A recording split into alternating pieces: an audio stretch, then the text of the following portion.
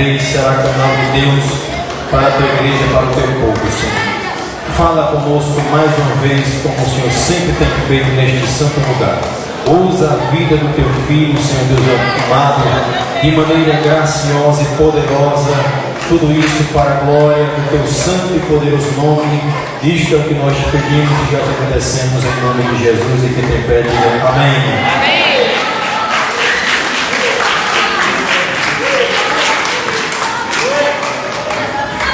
Aleluia. Que bom que você viu agora. Queria saudar a paz do Senhor, amém? Queridos,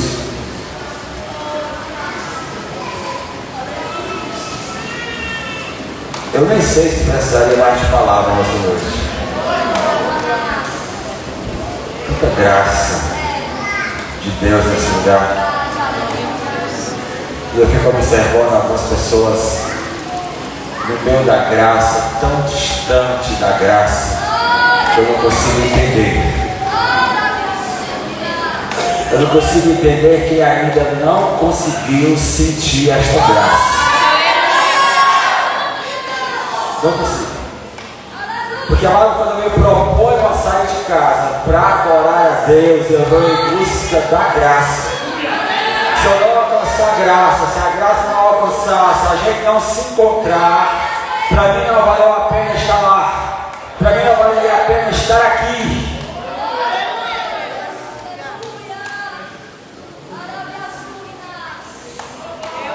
Aleluia, Deus. Eu fico olhando às vezes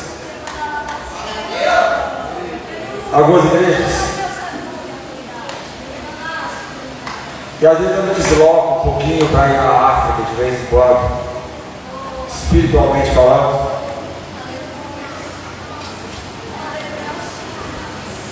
E eu faço um contratempo das coisas e das situações.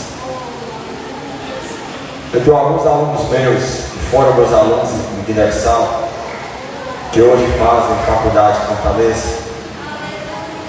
E um dia um deles chegou para mim, e ele olhou para mim e disse: professor, eu estou com saudades dos nossos cultos lá na África. Saudade daqueles cultos que a gente fica um palmo de Deus. Eles queridos aqui não tem. Eu disse: querido, aqui ainda não tem. Não tem, Deus. A gente se alegra, a gente pula, a gente exalta, a gente adora, mas você quase não consegue sentir a presença como a gente sente lá. Lá tem momentos da nossa vida que parece que Deus é palpável, você quase consegue chegar, pegar nele. Você sabe por que isso acontece? Porque todo culto que a gente vai lá, a gente vai como se fosse o último culto da nossa vida. E hoje você está aqui, você sabe que na terça-feira você vem de novo com culto de oração. Na quinta-feira vai ter culto de doutrina. Mas lá a gente acredita que pode ser o último culto. Então a gente rasga o céu. A gente adora tudo que tem que adorar. A gente dá tudo para Deus que tem que dar. A gente busca chamar a atenção dele com todas as nossas forças.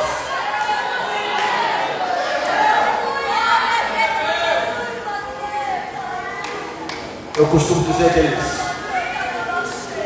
que o nosso maior problema é porque somos uma igreja livre. Se você tivesse a oportunidade de conhecer a igreja perseguida, o seu conceito em relação a Jesus, o seu conceito em relação à sua fé, o seu conceito em relação à sua busca seria totalmente diferente. Eu não estou dizendo que você não está adorando, eu não estou dizendo que você não está sentindo a graça, eu estou dizendo que você poderia dar mais. Eu estou dizendo que você poderia buscar mais. Eu estou dizendo que você poderia alcançar mais. Eu estou dizendo que você poderia se aprofundar mais na graça. Porque quanto mais se aprofunda, mais a graça se renova em nós.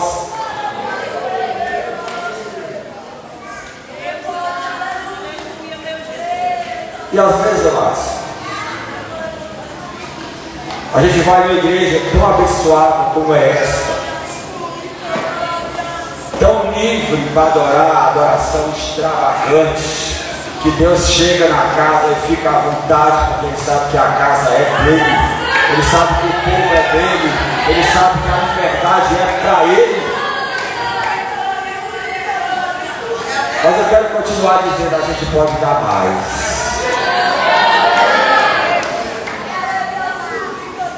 Às vezes a gente vai nas igrejas e a gente escuta alguns desafios, quando alguns pastores, alguns pregadores dizem para a gente o seguinte: você já parou para pensar se hoje fosse o último culto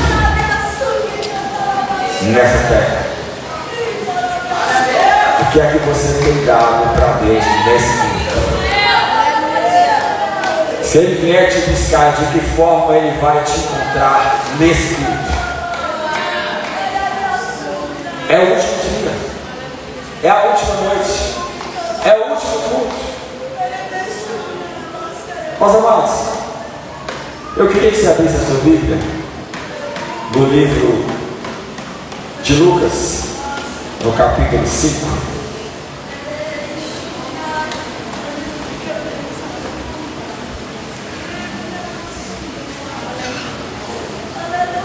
Lucas 5, o versículo 8.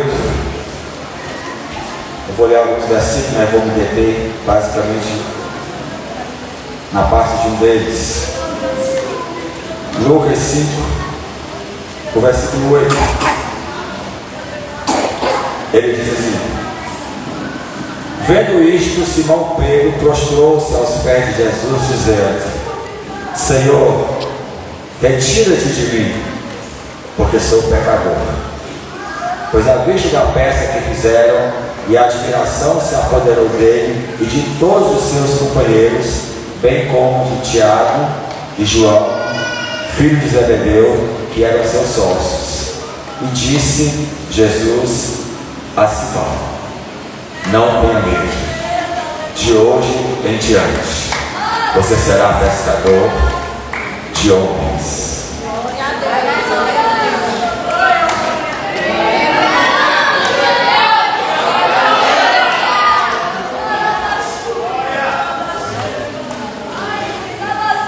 Você já parou para pensar, lendo essa passagem tão conhecida, e a gente ouve tanto, escuta tanto, as pessoas pregam tanto nessa passagem?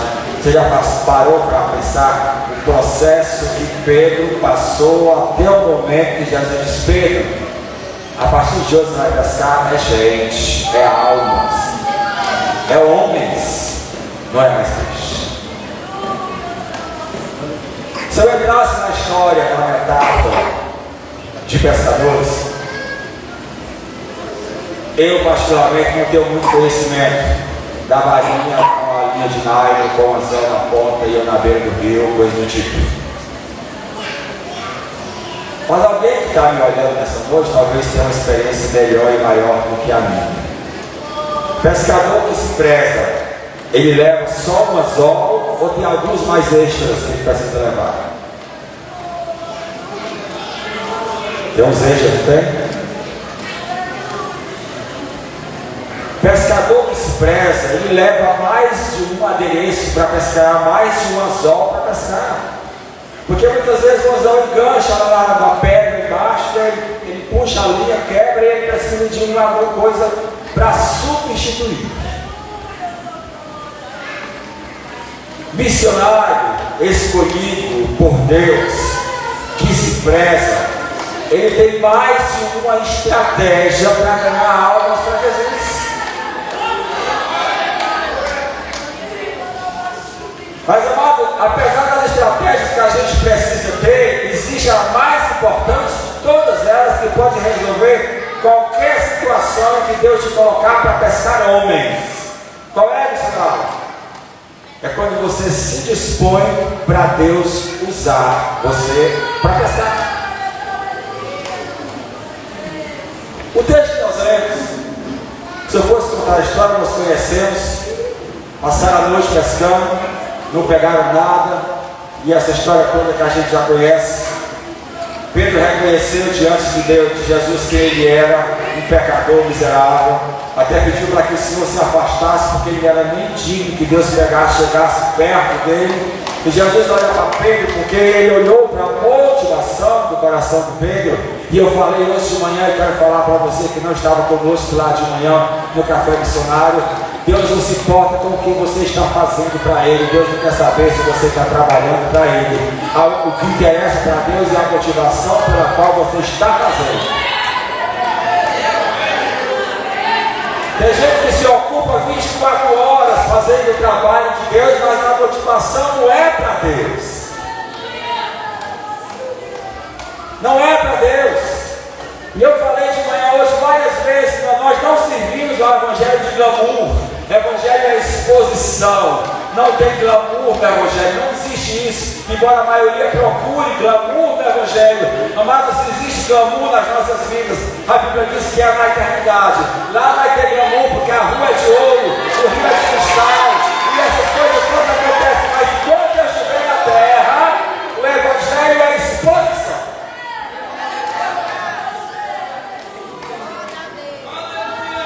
Eu vou te fazer pescador de homens.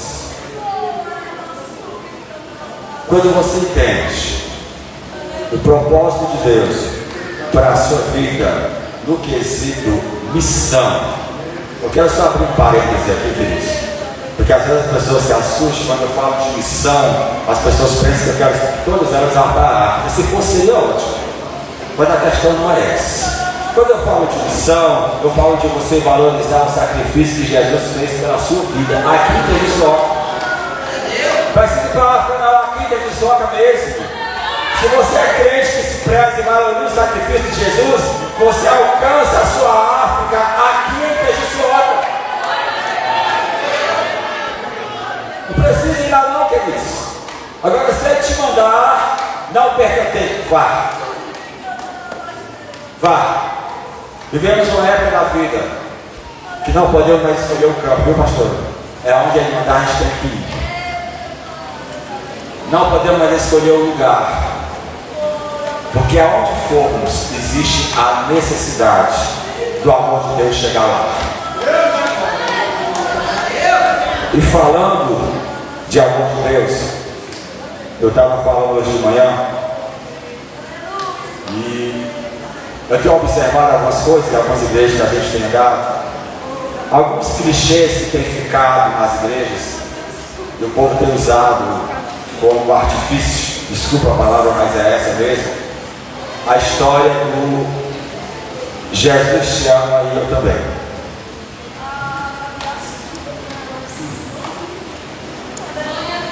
Que ele ama, eu até entendo. E até tenho convicção disso. Agora, que você me ama e que eu te amo é outro nível.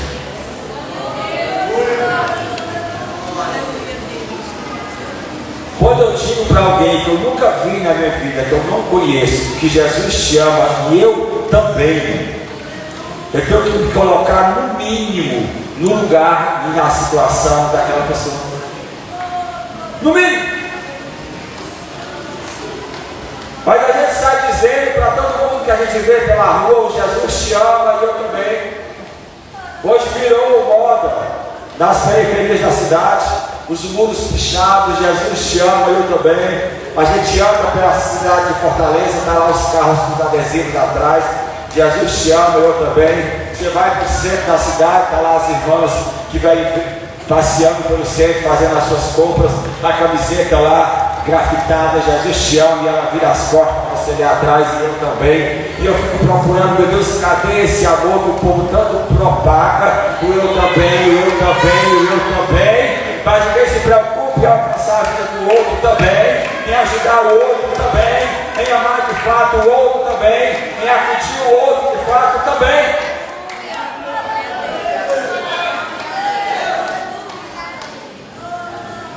Que ainda não posso dizer para a pastora dessa igreja: pastora, Jesus te ama e eu também. A senhora está com fome? É problema teu, eu já mereço.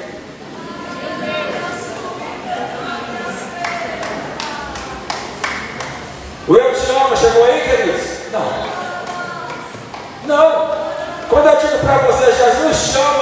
também. O pastor me chama, eu me obrigo muitas vezes para caminhar uma milha. A Bíblia diz que se o homem de fato eu vou as 2 milhas.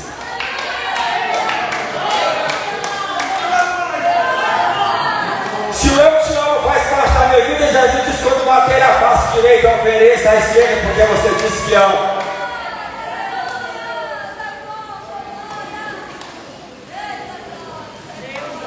Queridos, o Jesus te ama e eu também. É algo tão preciso, é algo tão forte.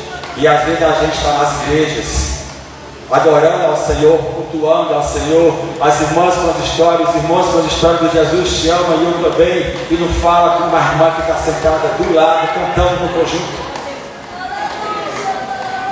Mas está lá o Jesus te ama e eu também. O povo está dizendo: Jesus te ama e eu também, mas eu não vou com a cara do bem que está sentado do meu lado, mas eu não dou a opção, porque se eu tinha esse lugar para sentar, eu vou ficar aqui. Eu não pedi para vir para cá hoje. Não pedi.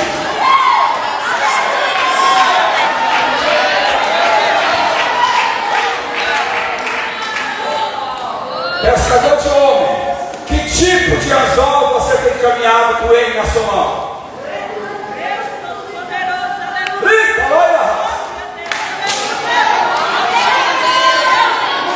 Que tipo de artifício, de material você tem usado para andar pelas ruas com Jesus te ama e eu também, quando você não fala com a vizinha que está do lado da tua casa?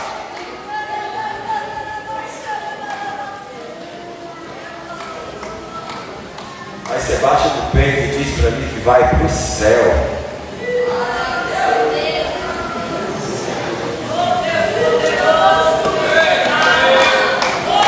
Amado, quando eu ouço dizer o Jesus te ama e eu também, eu volto já para o peito, certo, queridos? Mas é preciso dizer isso primeiro isso antes. Quando eu ouço dizer o Jesus te ama e eu também, eu tenho que ter ciência de que o amor dele faz parte da minha vida e está na minha vida. Uma vez que chegou em mim, foi transmitido para a vida desse.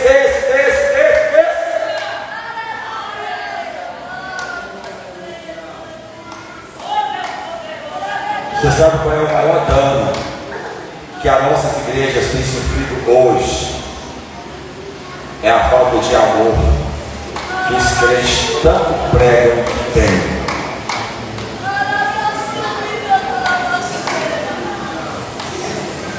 Não tem, queridos. Não tem. Eu confesso que uma vez eu estava meio chateado com uma situação e eu fui conversar com Deus sobre isso. E eu cheguei para Deus para pedir a Deus uma explicação, porque na minha consciência, na situação que eu estava, eu tinha razão.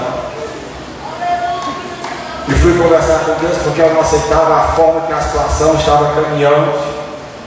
E quando eu cheguei para Deus, que eu levantei a mão para bradar para Ele que eu tinha razão, Deus me dizia: Alberto,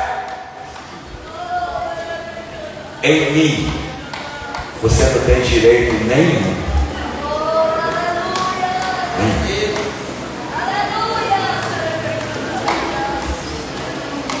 Sabe quando é que você tem direito em mim, Zé Roberto? Quando você fazer valer de fato o amor que você disse que tem de mim em você. Aí você tem direitos comigo. Quando não existe esses direitos. Pescador que se preza, ele vai aonde tem peixe. Eu nunca vi ninguém pescando em piscina, já? Ele vai onde tem peixe. No mar, no rio, no açude. Aonde tem peixe? Quando Jesus chamou eu e você, Ele nos mandou ir aonde existem peixes, aonde existem almas, aonde existem pessoas que precisam do amor de Deus. Meus queridos, a gente profere tanto Jesus te ama e eu também, e às vezes menosprezamos algumas pessoas. Eu acho triste, me permita a colocação, Eu acho tão pobre a mentalidade de crente que se acha no direito de escolher quem pode ir para o céu e quem não pode, quem deve ir para o céu e quem não deve. E a Bíblia diz que naquele grande dia, não sei se para a sua tristeza ou para a sua alegria, você vai ter muitas novidades lá. Porque alguém que você gostaria que não estivesse lá, talvez chegue lá primeiro do que você.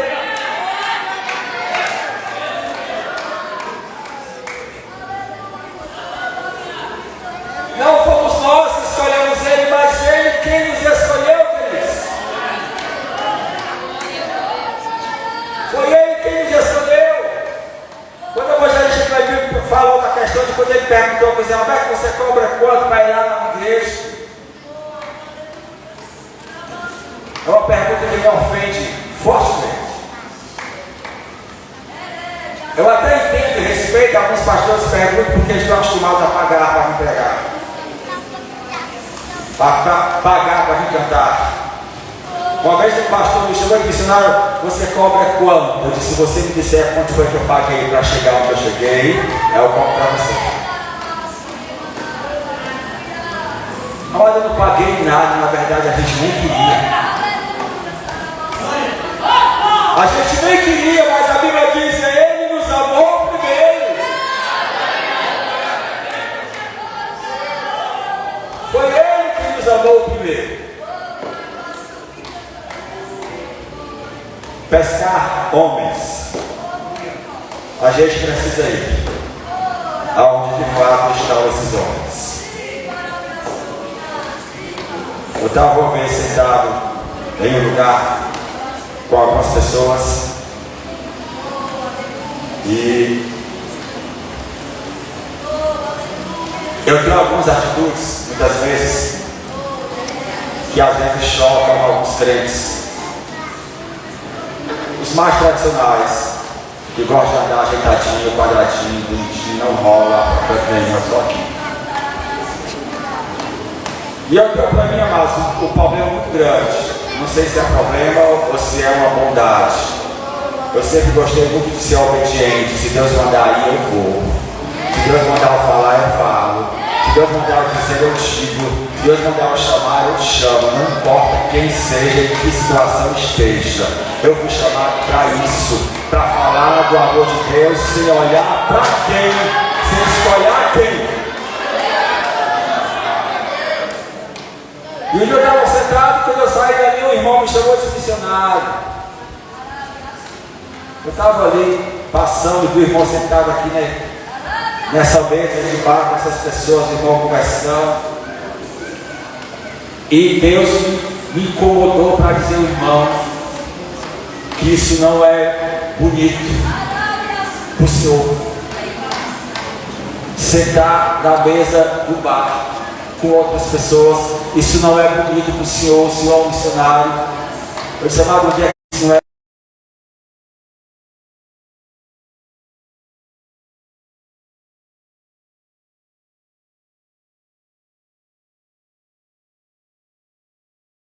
Não tem churrascaria que entra, só crente, se tiver eu vou lá. Tem pizzaria só feita para crente? Não tem. Eu disse, amado, a partir do momento que eu abro a porta do meu apartamento e vou para o hall do prédio onde eu moro, eu já estou no meio dos escarnecedores. Mas eu fui chamado para estar no meio deles para fazer a diferença. Em nenhum momento a Bíblia diz que eu não posso sentar na mesa de um bar com outras pessoas. O que a Bíblia está dizendo é que eu não posso fazer o que eles estão fazendo na mesa. Eu posso sentar lá e fazer a diferença. O grande problema é que a gente se preocupa mais com o que vão pensar e dizer da gente do que daquilo que Deus nos chamou para fazer.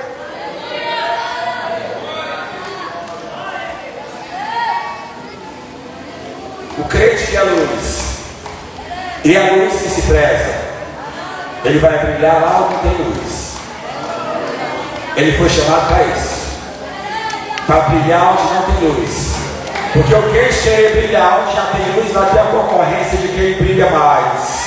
E quando há concorrência, Deus não age no meio da concorrência. Deus age na unidade. Deus age na união. Aí Deus trabalha. Quando alguém está junto do outro, querendo brilhar mais do que o outro, Deus se afasta da situação.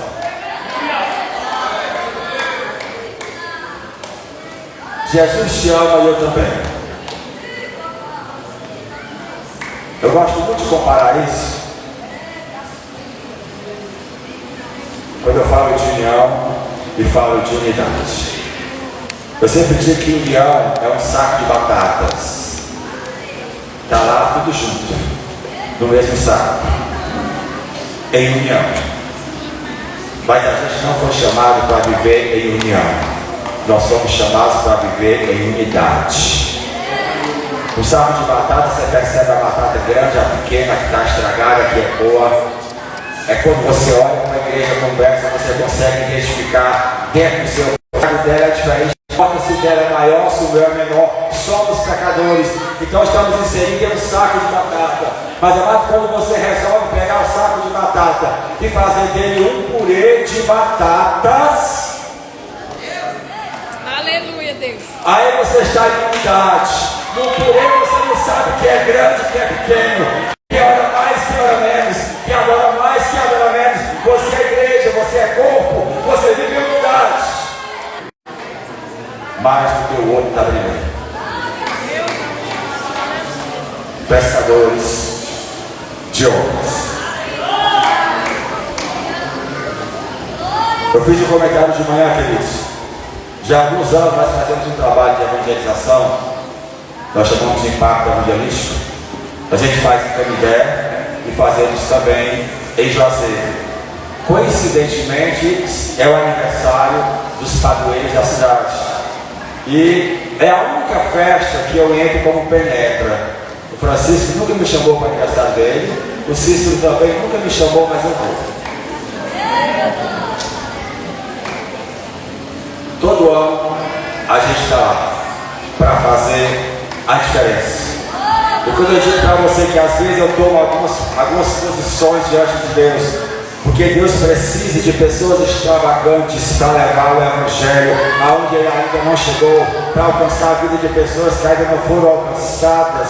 Deus precisa de você e de mim na nossa extravagância espiritual. Estava eu com a ideia. Eu gosto muito desse testemunho. Muito mesmo. Porque ele edificou muito a minha vida quando aconteceu. Quem mora ou quem esteve já em Canidé conhece uma sala pequena, estreita, muito quente, só tem uma porta de acesso onde as pessoas acendem ali centenas de velas. É uma salinha muito pequena, muito escura. Por conta da fumaça que sai das velas, as paredes ficam muito escuras. E eu estava passando em frente a essa salinha em Canidé, uma sala que fica por trás da Basílica. E tinha uma senhora ajoelhada tentando acender umas velas.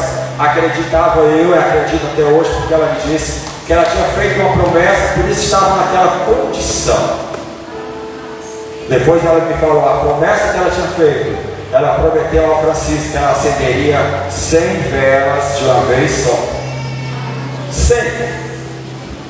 E ela estava ali. E eu passei em frente àquela porta e vi aquela mulher naquela condição. E Deus trouxe ao meu coração compaixão pela vida daquela mulher. Porque ela começava a acender as velas, quando ela chegava lá pelo meio da fila das velas, as primeiras velas que estavam acesas começavam a se apagar, elas se chateavam, voltavam novamente o caminho, começavam a acender outra vez, e eu fiquei observando por alguns instantes aquela situação, e eu me perguntei até que ponto ela vai chegar, e Deus me disse, a ponto nenhum, porque eu preciso que você ajude ela a acender as velas.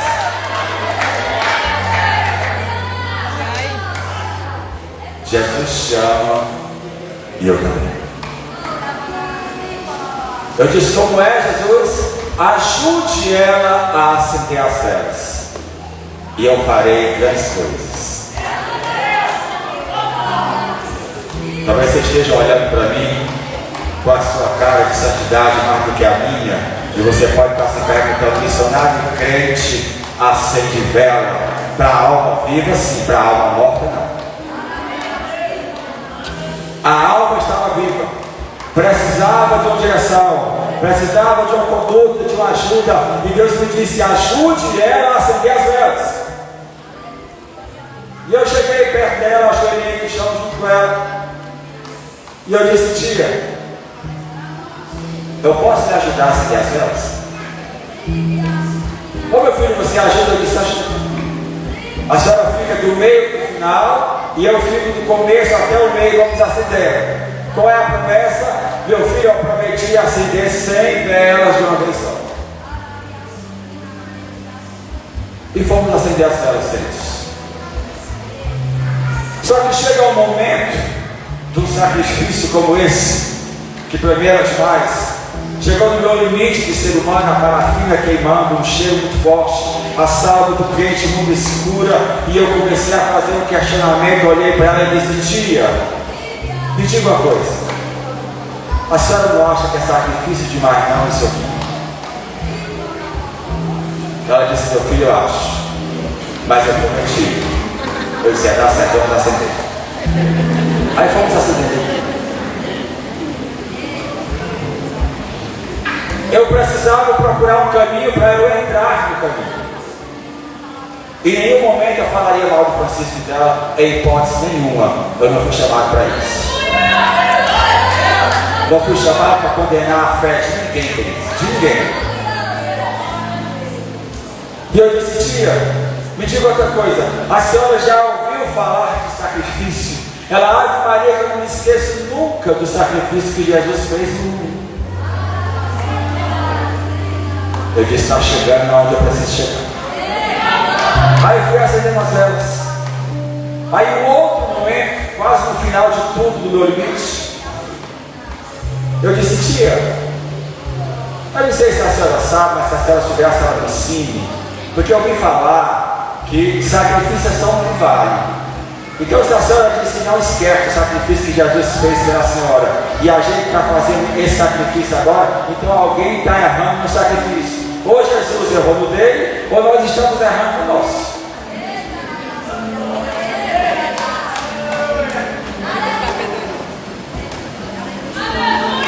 Mas ela pegou um impulso tão rápido, levantou com a vela na mão acesa, e a vela começou a pingar na mão dela porque estava acesa. Mas parece que por alguns instantes ela saiu do corpo, ficou paradinha com a vela acesa na mão, e a vela derretendo na mão dela, e ela não esboçava sentimento, sensação nenhuma, por sentir a parafina queimada na mão. E eu fiquei no chão olhando para ela, querendo entender o que estava acontecendo. Porque eu disse: arrebatada ela não foi porque eu estou aqui. E com a vela ela não ia de jeito nenhum. E fiquei parado querendo entender. Quando ela voltou, assim, ela jogou a vela no chão, limpou a mão de pressa, assustada, eu falei: me diga uma coisa, quantas velas você já acendeu? Eu disse: tia, 60, só faltam 40. Ela olhou para mim, olhou para ela, olhou para mim, olhou mais para ela. Mas quer saber uma coisa? Acaba com essa palhaçada todinha aqui.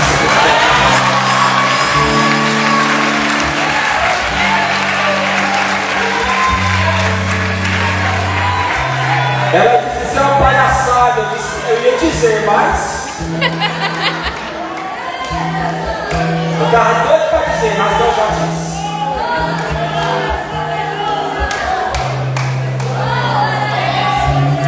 Aí eu olhei para ela e disse: tia, por que a senhora derrubou as velas? Não está direito, não. Se a senhora quiser, eu faço bem direitinho a filha. Ela disse: não, eu já disse que isso é uma palhaçada e eu não quero mais.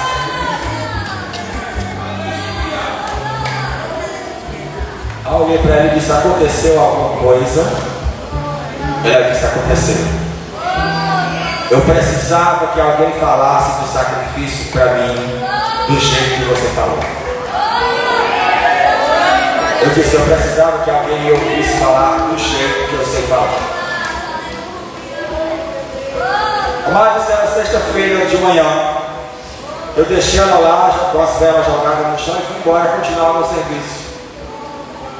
Eu me propus a acender a vela, eu não queria mais, eu fui embora. Domingo pela manhã eu estava na Basílica assistindo a missa, mas assim, procurando o peixe que eu ia pescar depois da missa, certo?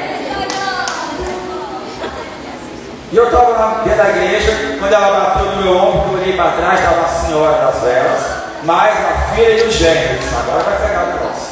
Ela trouxe mais dois. E ela bateu no meu ombro, eu olhei para ela e disse, o que foi que aconteceu? Ela disse, eu estou desde ontem procurando você, você estava onde? Eu disse, aqui, não tenho ideia. É muita gente, é muito romeiro, é muita coisa, não dá para a gente se encontrar todo dia, toda hora. Ela disse, porque está aqui minha filha, está aqui o meu genro, eu falei para ele o sacrifício que você falou para mim, e ele disse que também quer o sacrifício de Jesus, como é que a gente faz? Eu disse, minha querida, é muito simples. Você diz para Jesus que você quer o sacrifício de Jesus e você aceita o sacrifício da sua vida.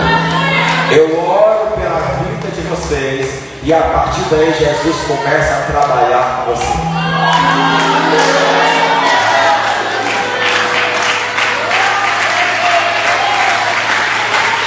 Aleluia.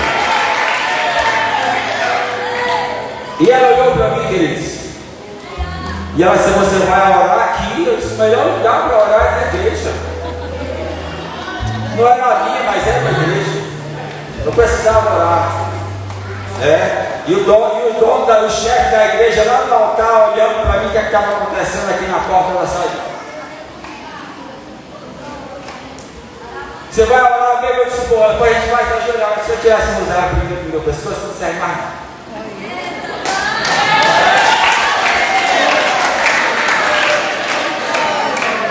Aí a filha dela estava lá toda bonitinha, parecia uma Coca-Cola, o pessoal se veste, né? Espera aí, irmão, deixa eu tirar esse negócio também. Isso aqui também não serve mais nada. Estava com a roupa por baixo, se ajoelharam ali, o povo que estava assistindo a missa fizeram o círculo em volta. E Jesus começou a operar, e eu jogando os anzóis, e Jesus alcançando, e Jesus pescando. E eu comecei a orar quando eu terminei de orar. Estavam junto com eles quase 9 pessoas aceitando Jesus. E aquela mulher olhou para mim e disse, missionário, deixa eu lhe fazer um pedido. Eu disse, faça. Você vai fazer um culto na minha casa? Eu disse, vou, onde é? Ela disse, é bem aqui no Maranhão. Eu disse, oh glória a Jesus.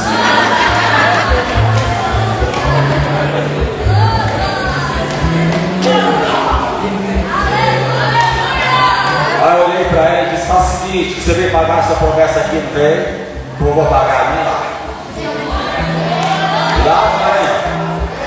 Mas queridos, no dia do culto na casa dela, eu estava agendado para pregar na conferência de missões às 3h.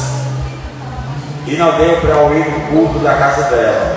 Mas eu mandei alguém que era a mesma pessoa que fosse eu mandei a minha esposa. Eu disse, filha, eu estou agendado para essa conferência de missões, mas você vai pagar a minha promessa lá no Maranhão. Ela disse, eu disse sim. Mandamos um grupo de 10 pessoas junto com ela e foram para lá para o Maranhão, para a casa dessa senhora. Uma senhora de 60 anos de idade, uma senhora que domina tudo e todos, você vai entender já por que isso, certo? E ela preparou uma panelona de maior de 2, uma tilápia assada para receber a equipe que foi para lá. E a minha esposa disse, quando eu fui começar o culto, meu filho, ela chegou o microfone da minha mão e disse o seguinte, ela juntou a família todinha, 42 pessoas, na casa dela para assistir o culto. Ela tomou o microfone da minha esposa e disse o seguinte, essa aqui é a missionária, a esposa do missionário de Fortaleza, e eles vieram para cá porque o missionário mandou e prometeu que ia fazer um culto aqui, e eles vieram. Agora é o seguinte, eles vieram fazer o culto aqui porque agora eu sou crente e vocês têm que também tem que ser.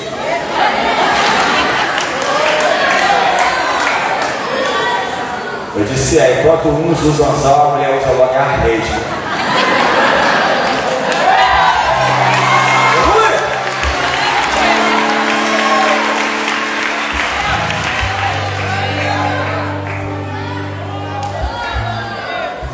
Eu já fui na casa dela 2 vezes.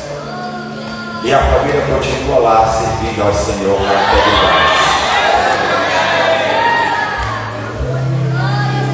Agora deixa eu te perguntar uma coisa. Se a minha santidade não tivesse me permitido ajudar aquela mulher a acender as velas, Porque tem santidade de gente que não permite não essas coisas. Eita Deus. Eu falei com ela no mês passado, a inscricionária está todo mundo aqui servindo ao Senhor com alegria. A casa dela é uma congregação dele, a família inteira. Então quando a gente olha o conceito do eu te amo também, a gente precisa se expor para alcançar essas pessoas. Eu vou continuar dizendo que o que eu aprendi com Deus, evangelho é exposição, queridos. Tem muitas pessoas que para a gente ganhar tem que pagar mico pela vida dela, tem que passar por questões difíceis para alcançar a vida de alguém. Agora, se eu não valorizo a vida das pessoas, eu ignoro isso. Mas eu preciso que nós entendamos isso, queridos. É o que eu falei ontem à noite, quero lembrar para você hoje à noite novamente. Para eu mudar com você a história de Tejuçuoca, eu tenho que mudar o meu conceito como igreja do Senhor em Tejuçuoca. A mudança só acontece lá fora, quando ela começa aqui dentro. Aqui dentro. Queridos, 70% das pessoas que estão distanciadas do Evangelho estão afastadas do Evangelho por causa de um outro crente. 70% delas saíram da presença por causa de um outro crente. Aí você vem com a história de que eu te amo também.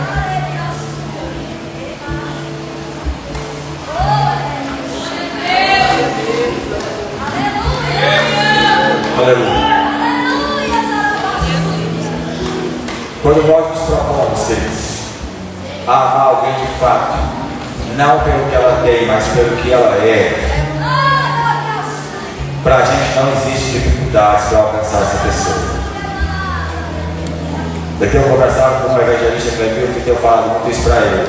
Para mim, a obra de Deus e o reino de Deus é a coisa mais fácil e mais simples que existe. Você quer problema e dificuldade, bote um reino na história. Mas o reino de Deus é simples. A obra de Deus é fácil. Quem complica somos nós, crentes, na história. Mas eu preciso que nós entendamos, existem lugares que a gente precisa ir lá para pescar. Eu estava conversando com um pastor amigo meu, e ele contou uma história seguinte. Ele disse que teve uma época no ministério dele que ele estava tão cansado, mas tão cansado de pastorear, de crente com problema, de crente dando trabalho, que ele disse, um dia ele parou e disse, hoje eu vou me desviar. Vou me desviar. Tomou banho, se arrumou, todo dia foi lá para a cidade vizinha. Eu vou para lá, para outra cidade, porque lá ninguém me conhece, ninguém me vê. Os meus crentes estão tudo aqui, eu vou me desviar lá. E ele disse que foi. Esse quando chegou lá, entrou numa boate. E lá estava em cima do palco, dançando, uma menina que era filha da irmã que congregava na igreja dele. E ele disse quando entrou, que ela estava dançando, que ela rodou, que ela olhou para frente, que ela viu, ela disse, pastor!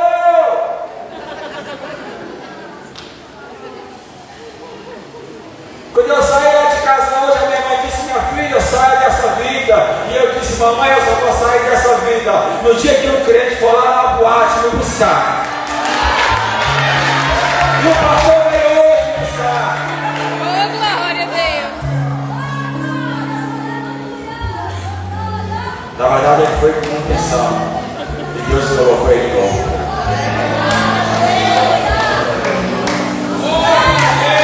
Quando a gente se propõe a pescar Deus nos coloca, como diz os mais crentes, nos estreitos de sonho na nossa vida. Mas precisamos entender, o amor de Deus, ele precisa se sobressair nas nossas vidas. Quando o amor está em mim, eu não tenho razão nenhuma, queridos. A minha razão é Ele. A minha razão é o Senhor. E a gente precisa desse entendimento. Eu falei para vocês ontem à noite, quando Deus me chamou para a missão, ele me disse: Roberto, você cuida das minhas coisas. Eu disse: cuido. Ele vai me dar as suas que eu vou cuidar. Quando a gente entrega a nossa condição diante de Deus para Ele cuidar das nossas coisas, porque o que acontece, queridos? Há 30 anos atrás, quando me convidaram para aceitar Jesus, a pergunta que me fizeram é muito diferente da pergunta que é feita hoje. Há 30 anos atrás, pastor, minha avó olhou para mim nos meus olhos e disse: você quer entregar a sua vida para Jesus? Chega, eu estremeci. Quando ela olhou no meu olho e disse: você quer entregar a sua vida para Jesus? E eu parei para analisar a pergunta e disse: meu Deus, se eu entregar, nunca mais eu posso voltar. Se eu entregar, nunca mais eu posso direcionar. Se eu entregar, ele tem que fazer ele, do jeito dele, da forma dele, na hora dele. A vida não é mais minha, agora a vida é dele, porque eu entreguei. Mas hoje não. Hoje você chega para alguém e diz: quer aceitar Jesus? Aceitar é uma coisa, entregar a vida. Você perdeu o domínio dela, que domina agora é ele. Uma vez que eu entrego a vida para Jesus, Ele me leva para pescar homens em qualquer lugar que eu quiser. Quando nós entendemos, queridos, que a nossa vida está nas mãos do Senhor e Ele resolve cuidar das nossas coisas. Eu lembro que lá na África eu fazia um trabalho na aldeia e eu andava quase 3 horas com a aldeia para dar aula. Depois eu voltava mais 3 horas, chegava em casa à noite. E um dia eu parei para orar para Deus e para pedir para Deus uma coisa tão simples, pelo menos aqui. Na verdade o povo quase não usa mais, né? E eu pedi para Deus uma bicicleta. Eu precisava de uma bicicleta. Eu caminhava 3 horas para dar aula, eu voltava mais 3 horas para chegar em casa. E eu orei, pedi 2 anos. Quando chegou 2 anos que eu não vi a bicicleta, eu resolvi tomar uma atitude, coisa diferente. Eu disse: Jesus, é o seguinte, faz 2 anos que eu lhe peço a bicicleta. 2 anos. E o Senhor não me deu. Então hoje eu resolvi dizer para o Senhor que eu não quero mais a bicicleta. Quero mais não, magoou. Pedi, se não deu, desisti. E quando eu fui sair da presença, ele me chamou e disse: Roberto, deixa eu te lembrar de uma coisa. Eu sei que fazem 2 anos que você me pediu uma bicicleta. Ele disse: olha, eu estou esperando, fazem 2 anos você me dizer a cor, o modelo e o jeito da bicicleta que você nunca me disse. Deus me disse: quando você me pedir alguma coisa, saiba pedir, porque eu não me permito me dar uma bicicleta amarela e você dizer para mim que queria era azul.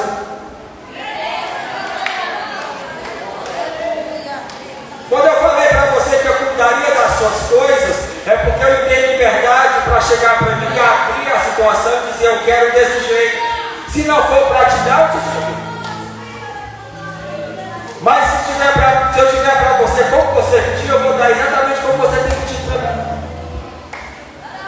Ele diz: por causa do seu comportamento, se você ainda quiser uma bicicleta, espere mais 2 anos.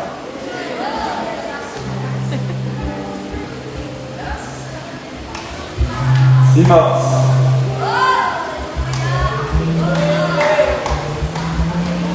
pescadores de homens, eu estava em Guiné-Bissau e eu passei uma das experiências mais fortes da minha vida. A nossa base da Jocum ficava em um terreno que o governo nos deu, e em volta da nossa base haviam 25 mesquitas. A gente estava no meio do fogo cruzado. Nossa base era aqui, nosso sítio, e as mesquitas em volta da gente. As mesquitas são as igrejas muçulmanas, e a gente estava ali. Então, todas as vezes que eles iam fazer a raça, que é a reza deles, a gente se acordava porque eles chamavam as pessoas, gritando no microfone, para avisar que era a hora da oração. Eles fazem isso 5 vezes ao dia. A gente estava lá no melhor som da nossa história, 4h30, 5 horas da manhã, e o cara pegava a radiadora, aquela pequenininha que a gente fez assim, megafone, que chama, é? E o cara ficava, Allahu Akbar! Allahu Akbar!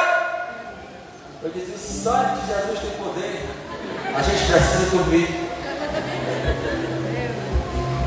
E o cara ficava, para as pessoas se acordarem para irem para a igreja, fazer a oração, a primeira oração do dia, às 5 horas da manhã. Um dia eu me incomodei com a situação, e Deus me disse, Roberto, o que é que você tem feito para mim às 5 horas da manhã, que você tem condenado o que eles fazem para o Deus que eles acreditam?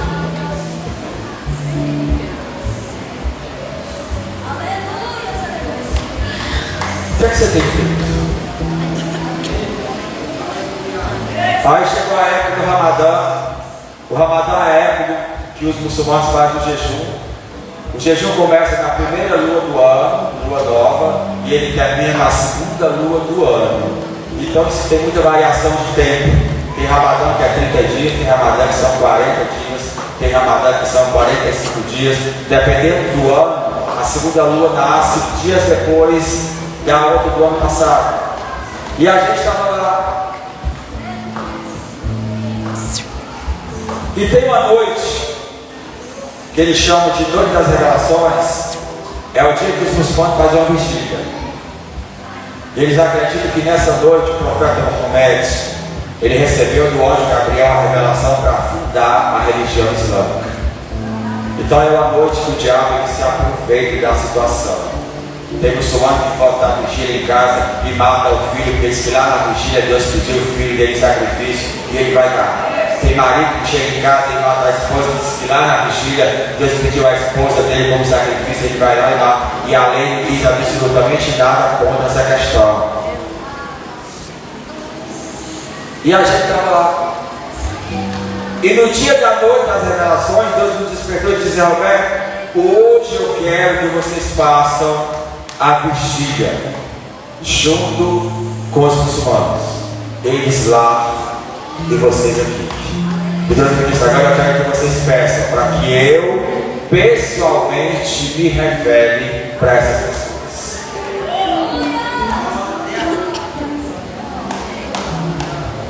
Eu também te amo, eu tive que dar a minha noite para orar pelos muçulmanos. Estávamos lá orando. Passaram-se uns 2 meses, eu fui convidado para um almoço de autoridades em Guiné-Bissau, onde estavam os maiores líderes islâmicos lá. Eu era diretor de escola, diretor da Jocum. Então eles me consideravam como autoridade no país e eu ia também para esses eventos. Eu precisava estar lá. E eu estava lá com muita gente, conheci a família das pessoas, muitos amigos lá, e eu no meio deles. E teve um senhor, o nome dele é Abdal Shalom. Ele era o maior líder islâmico da região que nós morávamos. Era o dono da casa, era o anfitrião da festa. E ele aproveitou a festa para apresentar para nós um neto que tinha chegado da Europa, que tinha conhecido outras terras. E ele estava muito feliz naquele dia, por isso estava oferecendo para nós aquele almoço. E ele me chamou lá no cantinho e disse, Zé Roberto, você pode falar de Jesus para mim? 89 anos ele tinha na ocasião. E eu me assustei, porque o muçulmano nunca lhe faz esse pedido, nunca. Você pode falar de Jesus para mim? Eu disse, meu querido, por que você quer que eu fale de Jesus para você? Ele disse, você lembra da noite das revelações que aconteceu há 2 meses atrás no Ramadã? Eu disse, lembro. Inclusive nós estávamos inseridos nela. Você estava na vigília que estava na nossa casa. Ele disse, pois é, naquela noite eu estava dentro da mesquita, orando, buscando uma revelação, e eu sentia o impulso que alguém parecia que pegava pela minha mão e me levava para fora, atrás da mesquita. Eu entendi que eu precisava ficar em um lugar sozinho. E eu fiquei lá no meio do relento, sem entender muita coisa. Alguém me levou para lá e eu fiquei lá atrás da mesquita, esperando que alguma coisa acontecesse. O senhor Abdal-Hamid era o maior líder islâmico da região que nós morávamos. Ele era o fula mais fluente na nossa região que nós morávamos, e era o fula mais idoso daquela região. Então o homem não era qualquer coisa, era o homem. Mas Jesus pegou na mão dele, levou ele para trás da mesquita e deixou ele lá. Ele disse, quando eu estava lá por volta das 3 horas da manhã, era a hora que nós estávamos orando, proferindo a palavra que Jesus nos mandou dizer, para que ele pessoalmente se revelasse para aquele povo. Ele disse, eu estava lá e chegou um homem de branco, ele brilhava muito, eu não conseguia olhar o rosto dele. E ele disse, Zé Roberto, ele não pisava no chão, ele flutuava.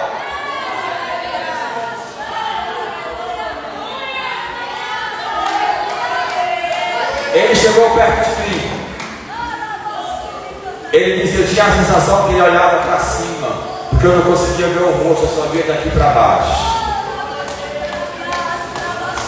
E ele chegou perto de mim e disse, Abdal-Hamid, eu preciso te falar uma verdade nessa noite. Você tem dedicado 89 anos da sua vida ao islamismo. Você tem sacrificado animais dentro da sua religião há 89 anos. E eu preciso que você entenda uma coisa. Todo o sacrifício que você tem feito, se Deus tem conhecimento disso, Ele não considera. E ele disse que parou e disse, quem é você? Aquele homem olhou para ele e disse, eu sou a Nabi Isa. Você sabe o que é isso? Jesus Cristo na língua fula.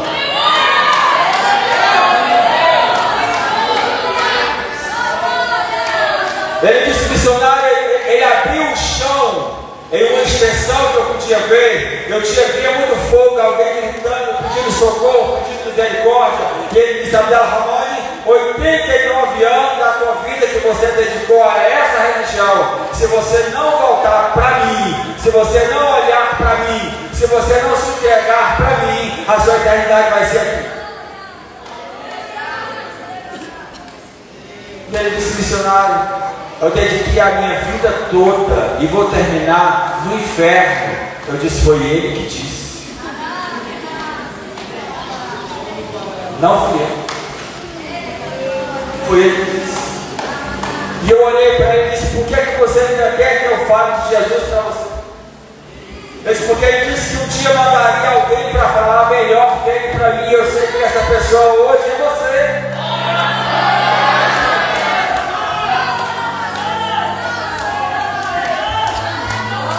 Eu disse, meu Deus, Jesus já estava lá, porque ele terminou esse negócio logo. Por que ele resolveu logo tudo com esse homem naquela noite? Tinha que estar eu na história.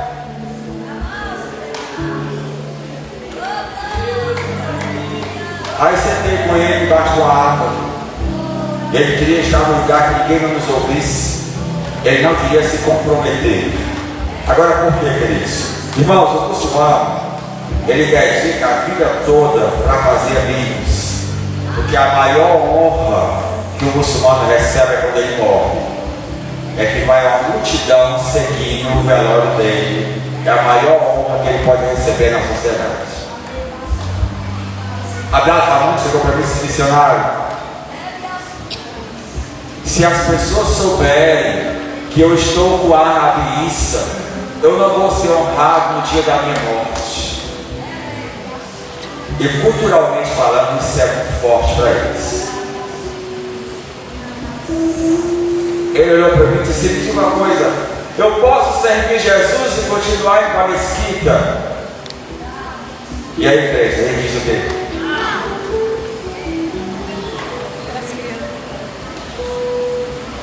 Eu disse, faz o seguinte, tu pergunta para ele o que ele te diz.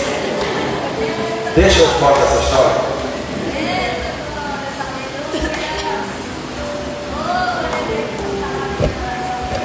Existe uma expressão muito forte na Guiné-Bissau que eles falam de pegar terço.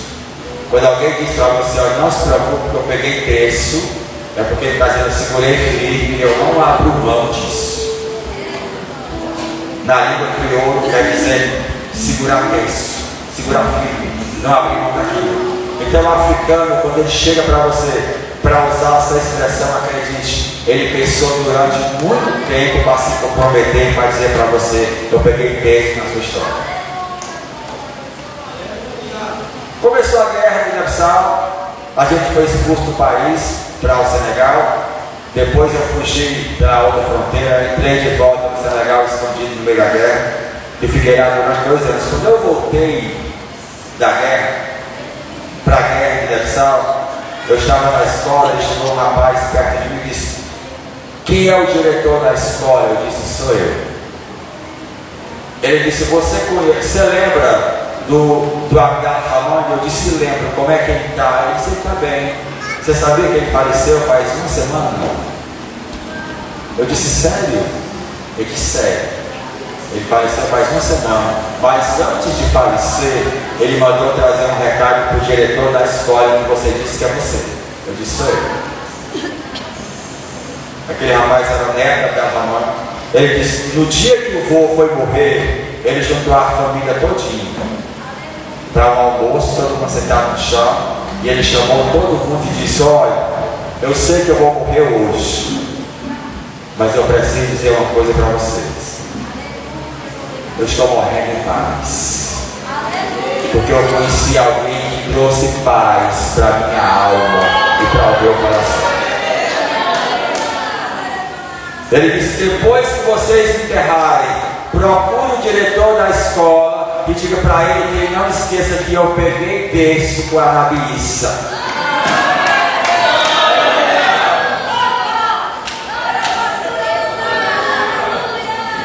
O que falta na minha vida e na tua, queridos, é sermos para as pessoas que nos vêm passando referência de fé. O que falta na minha vida e na sua é ser para os nossos vizinhos referência de fé e de amor de Deus.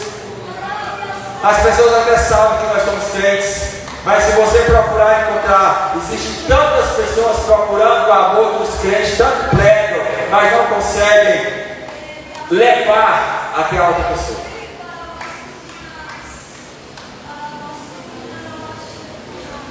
Missões, queridos. Evangelho é exposição. Eu falei ontem para vocês que Jesus pagou o preço. Agora a conta, quem paga somos nós. Paulo pagou a conta de Onésimo. O bom samaritano pagou a conta do rapaz que estava jogado na beira da estrada. E você tem pagado a conta de quem?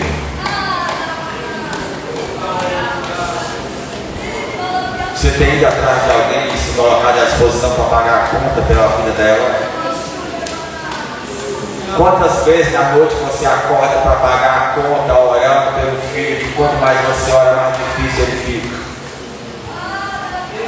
Quantas vezes na semana você consagra a sua vida, você jejua pelo seu marido, que você sonha que ele esteja aqui e hoje ele não está ainda? A conta é sua, minha querida. Jesus pagou o preço, mas para que as pessoas que a gente quer que estejam aqui conosco, estejam aqui, a gente precisa pagar a conta pela vida delas. A gente tem que expressar para elas o amor de Deus. A gente tem que chegar perto delas com o amor de Deus na nossa vida. Isso é a conta que cabe a nós. Eu falei outra noite, vou repetir novamente, a minha avó pagou durante 12 anos a conta para que hoje eu pudesse estar aqui com vocês desde Joga. 12 anos de oração. E ela disse, meu filho, eu nunca abri mão da promessa. Foram 12 anos, Deus me prometeu que eu alcançaria a sua vida, e quanto mais eu orava, mais você se ensinava, mas eu vi a promessa, eu andava em cima dela, e não abria mão dessa promessa. Eu disse, eu vou continuar andando, na baixura, na raça, enquanto Deus não cumprir Foi não pare de andar em cima da promessa, porque Ele me prometeu e é fiel para cumprir.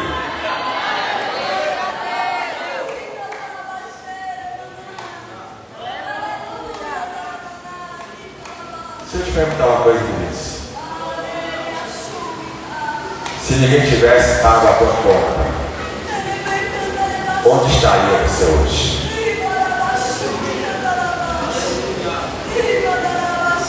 Quantas vezes você disse, depois eu vou? Um dia eu vou. Quando eu resolver os meus problemas, eu vou. Quando eu pagar as minhas contas, eu vou. Mas queridos, houve uma dose especial que te trouxe para estar aqui. E é por isso que você está aqui hoje. Alguém usou de um artifício especial e Jesus pescou você para estar aqui. Quando nós entendemos que a nossa vida ela precisa estar à disposição de Deus para alcançar outras vidas, a gente precisa entender uma coisa, queridos: melhor do que o nosso sonho é o sonho de Deus para você e para mim. Eu quero te fazer um desafio nessa noite.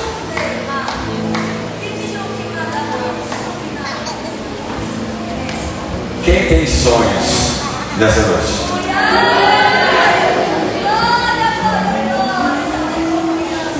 Todos nós temos sonhos. Mas o meu desafio é: você quer trocar o teu sonho pelo sonho de Deus? É difícil.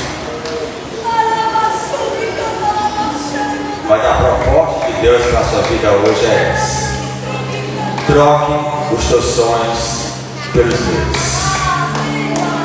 Os meus sonhos são mais importantes do que os teus.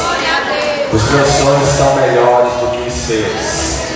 Enquanto você sonha em conquistar alguma coisa, o sonho de Deus é te levar a algum lugar.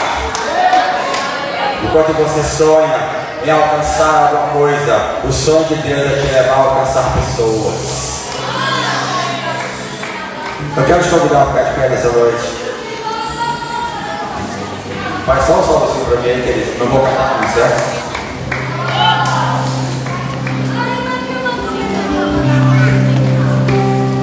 Quando a gente fala de amor, queridos, e eu usei essa expressão nada a ver com o texto que eu li, mas Deus me disse que existem pendências hoje para serem resolvidas acerca do amor.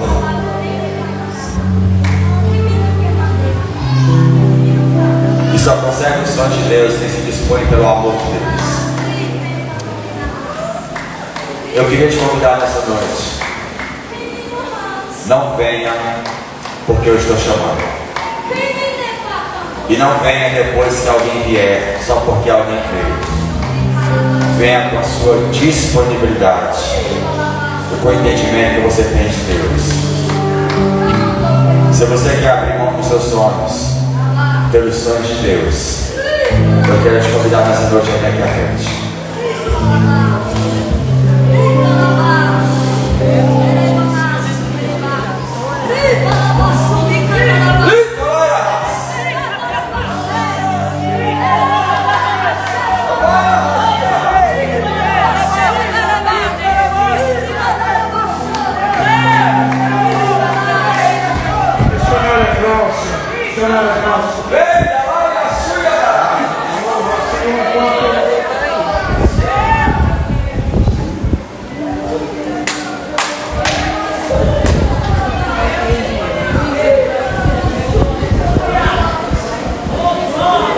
Trocar os nossos sonhos pelos sonhos de Deus é uma decisão muito difícil.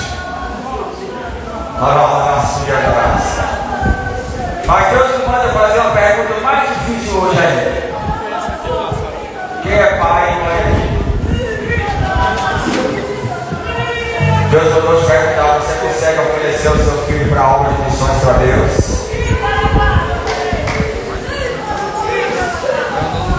Talvez você sonhe que ele seja doutor e advogado.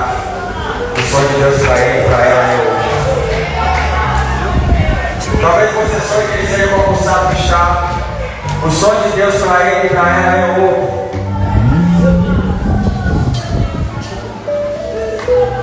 A missionária Glaucia vai levar o Senhor. Eu quero que você medite na reação desse louvor e faça a transição do modelo do seu sonho ao seu Deus.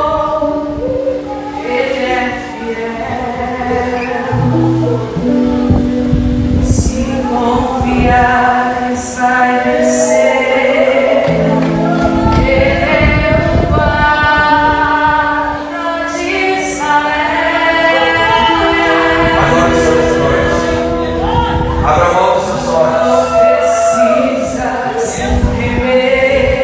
Aleluia! Deus se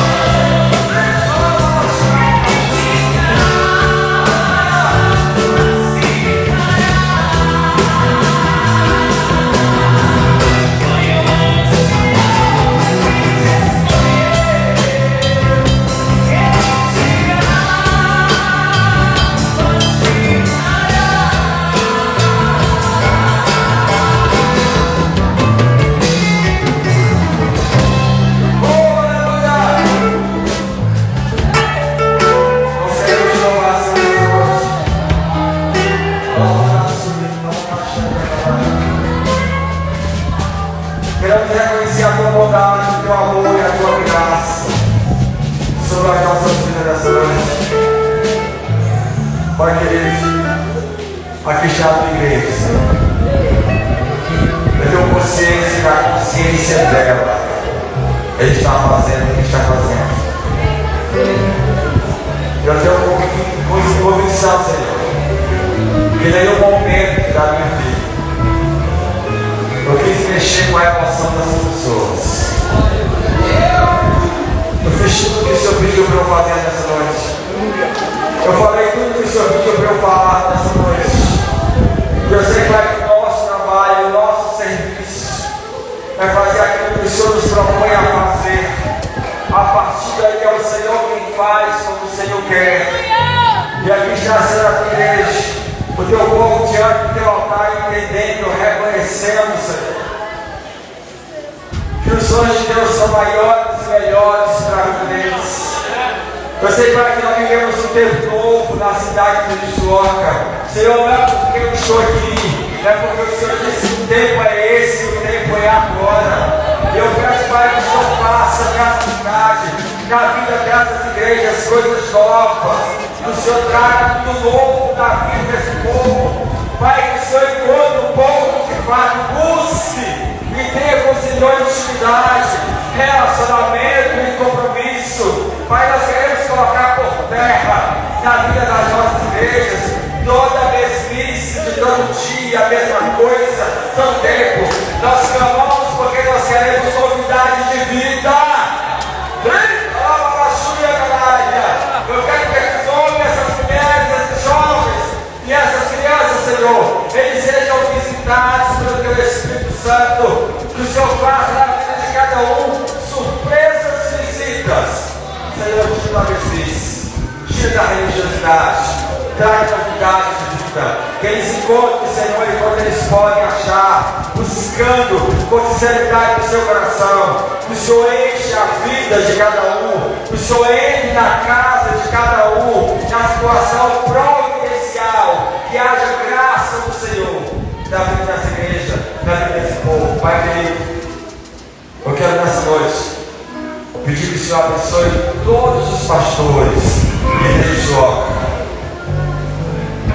E eu quero pedir, Senhor, em particular, aqueles que estiveram ali juntos, de mãos dadas, vivendo a unidade do Senhor pelo reino de Deus.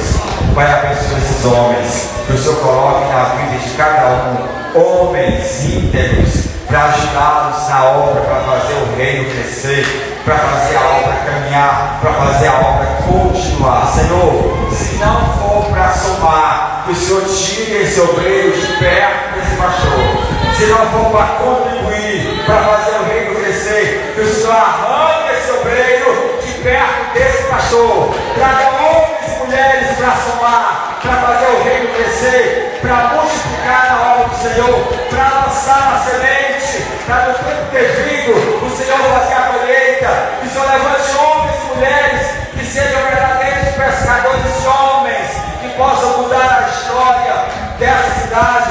Porque, Senhor, eu sei e eu entendo porque o Senhor tem dito, é tempo novo na história de Juízoca. O Senhor fará coisas novas nessa cidade.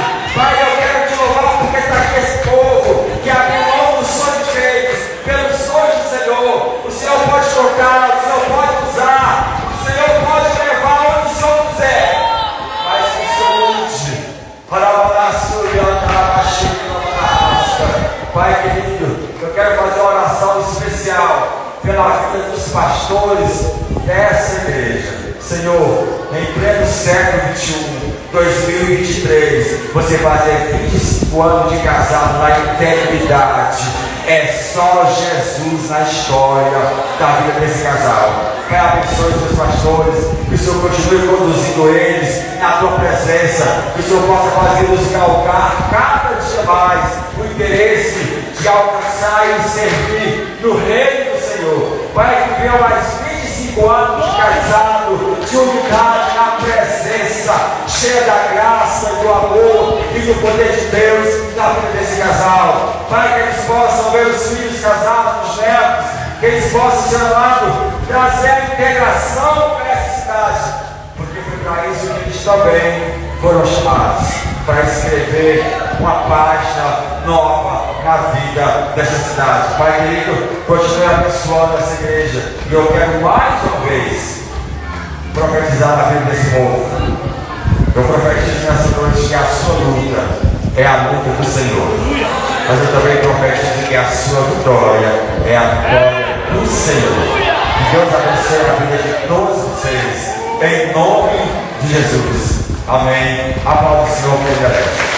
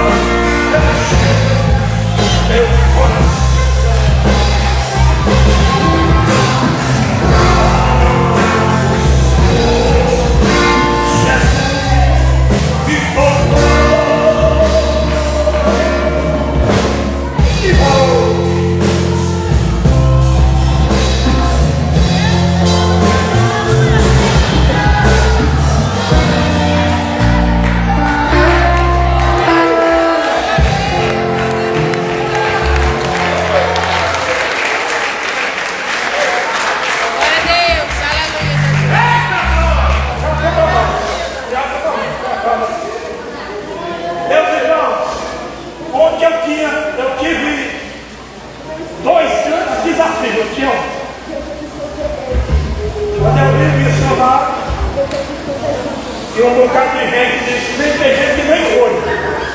O problema é seu, quem perdeu foi tudo. E aí, outros falaram com a pastor, e aí que vai pegar? Vai comer penené. Você vai me perder. E quando o homem chegou, o Espírito Santo falou comigo. Ele disse, você tem dois desafios grandes nessa noite. Ou você traz a igreja do Premil para cá, ou você leva a sua para lá, que está resolvido o problema. Porque vocês não vieram, e ninguém quiser ir, eu deixo alguém dirigindo o culto, mas eu vou. Eu falei, pastor, foi assim que foi.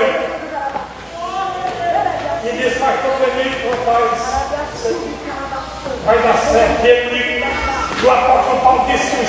Santo testifica. Aí ele sentiu, aí ele sentiu e levou a sua causa. Aí disse, olha, tem do missionário agora. Mas eu não sabia que eu tinha falado com o missionário, disse, se alguém me convidar. E o pastor João Luiz disse, eu estou lá também. Aleluia. E Jesus chegou primeiro, porque ele não se atrasa.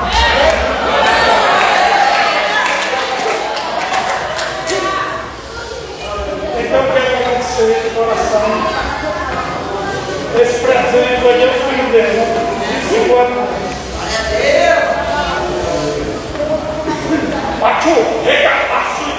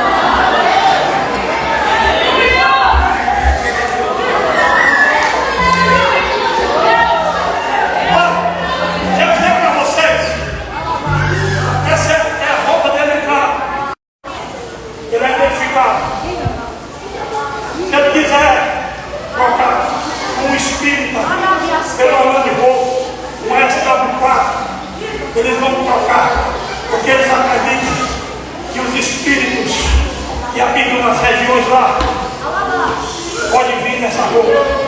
Porque um missionário como eu estava pregando assim em São Paulo, e uma espírita estava lá, dona de concessionária de carro, e disse: eu quero trocar sua roupa pelo melhor carro que você quiser escolher. E o missionário disse: por quê? Porque eu acredito que alguns espíritos da África acompanham você. Ele disse: não, senhor. Aleluia. Aleluia. Mas se você quiser o Espírito que anda comigo,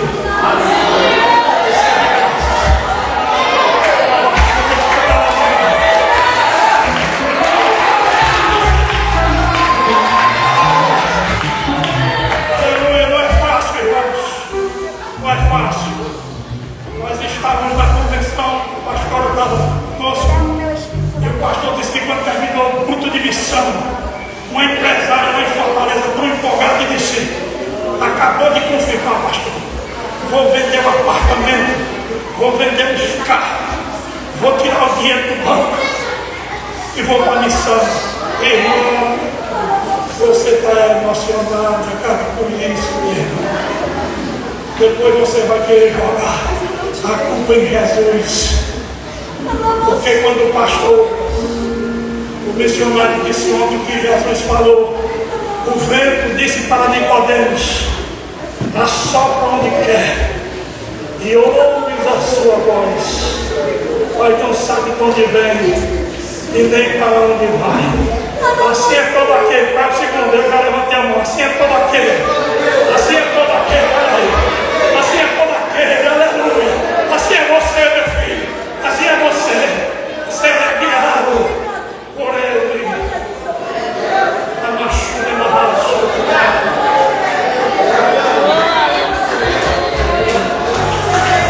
Você é pastor. Muitos crentes não acreditam que Jesus está aparecendo para nos chamar a você.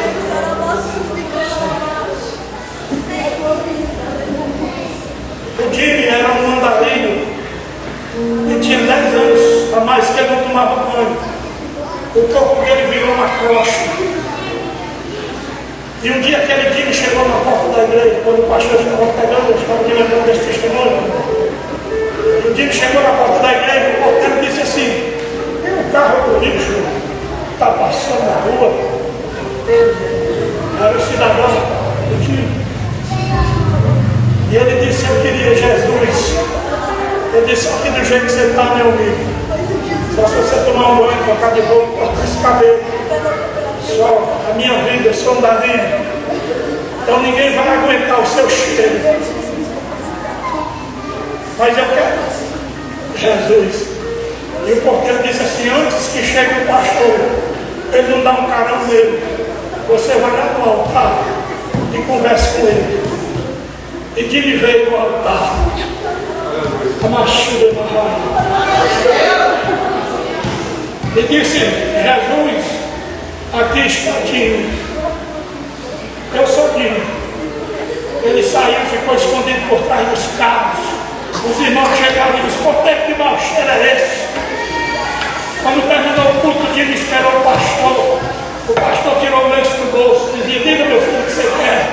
Não, eu só quero que todo dia de culto, quando abrir a porta, eu possa ir lá de novo e falar com Jesus. Aleluia. Eu sou Dino. Um dia aquele homem foi atropelado na rua, na capital. Quase não chega o SAMU, todo sujo de sangue. Levaram para o socorro, porque algumas mulheres insistiram muito. E quando chegaram lá, mandaram levar para o isolamento. Deixa lá enquanto morre. Deixa lá enquanto morre, porque não tem documento, não tem família. Vai ser enterrado com muita gente. Um médico que saía do centro cirúrgico e precisava passar de frente da porta do isolamento. Ele viu um clarão que ele nunca tinha visto na vida dele. E ele foi atraído por aquele claro que tinha naquele quarto de isolamento. Quando ele chega na porta, ele não consegue entrar.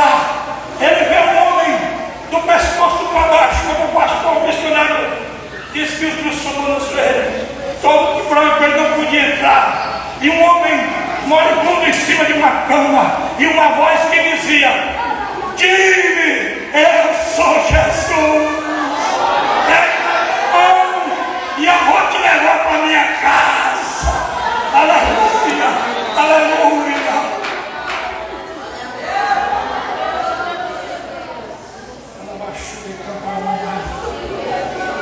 Irmão, é porque, como diz o pai Vicente, terminar um culto desse está até tristeza.